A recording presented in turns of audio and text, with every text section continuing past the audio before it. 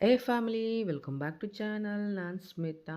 So ನಾನಿವತ್ತು ಸಿಂಪಲ್ಲಾಗಿ ಈಸಿಯಾಗಿ ಹಲಸಿನಕಾಯಿ ಚಿಪ್ಸ್ನ ಹೇಗೆ ಮಾಡೋದಂತ ತೋರಿಸ್ತಾ ಇದ್ದೀನಿ. ಸೊ ಈಸಿ ಅಂದರೆ ಈಸಿಯಾಗಿ ಮಾಡ್ಬೋದು. ಇಲ್ಲಿ ನೋಡ್ಬೋದು ನಾನು ಹಲಸಿನಕಾಯಿನ ಎಷ್ಟು ಚಿಕ್ಕ ಚಿಕ್ಕದಾಗಿ ಕಟ್ ಮಾಡಿ ಇಟ್ಕೊಂಡಿದ್ದೀನಿ ಅಂತ. ತುಂಬ ಹಣ್ಣಾಗಿರ್ಬಾರ್ದು, ಈ ಹದದಲ್ಲಿದ್ದರೆ ಸಾಕು.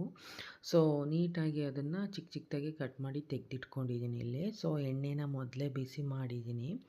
ಸೊ ಎಣ್ಣೆ ತುಂಬ ಬಿಸಿ ಇರೋದ್ರಿಂದ ಆ ಚಿಪ್ಸ್ನ ಹಾಕಿದ ತಕ್ಷಣ ಫ್ಲೇಮ್ ಎಷ್ಟೇ ಚಿಕ್ಕದಾಗಿಟ್ಟಿದ್ರೂ ಸ್ವಲ್ಪ ಎಣ್ಣೆ ಚೆಲ್ಬಿಡುತ್ತೆ. ಸೊ ಆದಷ್ಟು ನೋಡ್ಕೊಂಡು ಮಾಡಿ. ಒಂದು ಸ್ವಲ್ಪ ಹಾಕಿ ಆ ಬಬಲ್ಸ್ ಎಲ್ಲ ಕಡಿಮೆ ಆದಮೇಲೆ ಇನ್ನೊಂದು ಸ್ವಲ್ಪ ಹಾಕಿ. ಹಿಂದೆ ಹಿಂದೆ ಒಂದು ಜಾಸ್ತಿ ಜಾಸ್ತಿ ಆಗ್ತಾ ಹೋದಷ್ಟು ಎಣ್ಣೆ ಚೆಲ್ಬಿಡುತ್ತೆ, ಸ್ಟವ್ವೆಲ್ಲ ಗಲೀಜಾಗ್ಬಿಡುತ್ತೆ. ನಾನು ಎಷ್ಟೇ ನಿಧಾನಕ್ಕೆ ಹಾಕಿದ್ರೂ ಎಣ್ಣೆ ತುಂಬ ಚೆಲ್ಲಿ ಸ್ಟವ್ವೆಲ್ಲ ಹಾಳಾಗಿತ್ತು. ಸೊ ಈ ಚಿಪ್ಸ್ ಹೇಗೆ ಅಂದರೆ, ಹಲಸಿನಕಾಯಿನ ನೀಟಾಗಿ ಬಿಡಿಸಿ ಪೀಸ್ ಮಾಡಿ ಇಟ್ಕೊಂಡ್ರೆ 5-10 ಮಿನಿಟ್ಸಲ್ಲಿ ಟೀ ಟೈಮಲ್ಲಿ ಸ್ನ್ಯಾಕ್ಸಾಗಿ ಸೂಪರಾಗಿ ಮಾಡ್ಕೊಳ್ಬೋದು. ಸೊ ನಾನು ಇವತ್ತು ಹೊಲ್ದ ಹತ್ರ ಹೋಗಿದ್ದಾಗ ಹಲಸಿನಕಾಯಿ ಇತ್ತು ಅಂತ ಹೇಳ್ಬಿಟ್ಟು ಒಂದು ಹಲಸಿನಕಾಯಿ ಫುಲ್ ತೊಗೊಬಂದಿದ್ದೆ. ನೋಡ್ಬೋದು ಎಷ್ಟು ಚೆಲ್ಲಿದೆ ಎಣ್ಣೆ ಸ್ಟವ್ ಮೇಲೆ ಅಂತ. ಸೊ ಒಂದು ಇಡೀ ಫುಲ್ಲು ಹಲಸಿನಕಾಯಿನ ಮಾಡಿ ಇಟ್ಕೊಳ್ಳೋಣ ಅಂತ ಹೇಳ್ಬಿಟ್ಟು ತಂದಿದ್ದೆ. ಸೊ ಎಲ್ಲನೂ ಬಿಡಿಸಿಟ್ಟು ಮಾಡ್ತಾಯಿದ್ದೀನಿ ನಾನು. ಎಣ್ಣೆ ಕಾದಿರೋದ್ರಿಂದ ಒಂದು 5 ನಿಮಿಷದಲ್ಲೆಲ್ಲ ಚಿಪ್ಸ್ ಬೆಂದೋಗುತ್ತೆ. ಆ್ಯಂಡ್ ಮೇಯ್ನಾಗಿ ನಾವು ಚಿಪ್ಸ್ನ ತುಂಬ ಚೆನ್ನಾಗಿ ಫ್ರೈ ಮಾಡಬೇಕು, ಇಲ್ಲ ಅಂದರೆ ಅದ್ರ ಶೆಲ್ಫ್ ಲೈಫ್ ಹಾಳಾಗುತ್ತೆ. ನಾವು ನೀಟಾಗಿ ಗೋಲ್ಡನ್ ಬ್ರೌನ್ ಬರೋ ಥರ ಫ್ರೈ ಮಾಡಿ ಇಟ್ಟರೆ ಒಂದು 3-4 ಮಂತ್ಸ್ ಆರಾಮಾಗಿ ಸ್ಟೋರ್ ಮಾಡ್ಕೊಂಡು ತಿನ್ಬೋದು. ನೋಡಿ ಈ ಕಲರ್ ಬರಬೇಕು ಅದು ಆ್ಯಕ್ಚುಲಿ.